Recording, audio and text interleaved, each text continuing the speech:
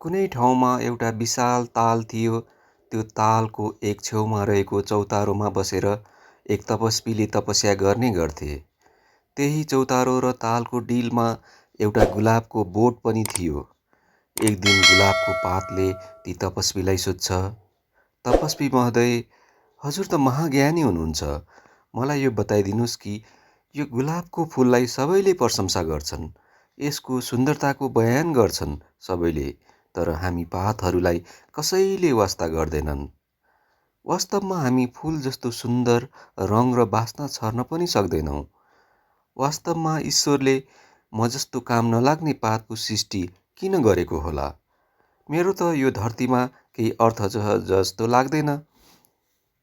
जीवनलाई अर्थपूर्ण बनाउन मैले यो धरतीमा के गर्न सक्छु होला? बताइदिनुहोस् न। गुलाबको पातको यस्तो कुरा सुनेर तपस्वी गम्भीर हुन्छन् र भन्छन्, यदि तिमी यस धरतीमा किन जन्मेको र तिमीले अरूका लागि के गर्न सक्छौ भनेर जान्नु छ भने तिमीले केही दिन पर्खिनु पर्ने हुन्छ। तपस्वीको कुराले गुलाबको पात केही आश्वस्त देखिन्छ र आफूले के गर्न सक्ने रहेछु भनेर आफ्नो जीवनको अर्थ पत्ता लाग्ने दिन कुरेर बस्छ। लामो समय बितेपछि एक दिन उक्त ठाउँमा ठुलो हावाहुरी चल्छ। त्यस हावाहुरीले धेरै पात पतिङ्ग र किरा फट्याङ्ग्रा अनि कमिलाहरूलाई उडाएर बिचल्ली पारिदिन्छ। त्यही दिनको हुरीमा उक्त गुलाबको पात पनि हावाले उडाएर तालको बीचमा पुर्याएको थियो।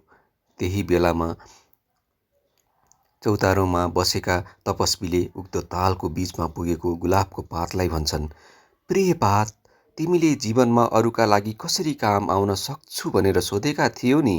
हो, आज तिमीले अरूको सहयोग गर्ने दिन आएको छ। तिम्रो अगाडि हेर त, एउटा कमिला पानीमा छटपटाइरहेको छ। त्यस कमिलालाई तिमीले बोकेर तालको डिलसम्म ल्याइदेऊ न। तपस्वीको आग्रह बमोजिम उक्त पातले जतनपूर्वक उक्त कमिलालाई सकुशल तालको डिलसम्म ल्याएर छोडिदिन्छ। त्यो दिन उक्त पातले गुलाबको बोटमा हेर्छ त सबैले प्रशंसा गर्ने रातो र सुन्दर गुलाबको फुल बोटमा थिएन। उसलाई केही दिन अगाडि नै कसैले टिपेर लगिसकेको थियो। तर आज उसले गुलाबको फुलले गर्न नसकेको कसैको ज्यान बचाउने काम गरेको थियो। उसले कमिलाको ज्यान बचाएकोमा उक्त चौतारोको वरिपरि उसको कृति र प्रसिद्धि फैलिन्छ। पहिले कसैले नचिन्ने र माया नगर्नेहरूले पनि अब पातलाई माया र सम्मान गर्न थाल्छन्। मित्रहरू, तपाईँले पनि आफ्नो जीवनलाई कहिल्यै अर्थहीन नसम्झिनुहोस्। अरूको जीवन देख्दा तपाईँलाई आफ्नो जीवन फिक्का लाग्दो हो, तर त्यस्तो होइन।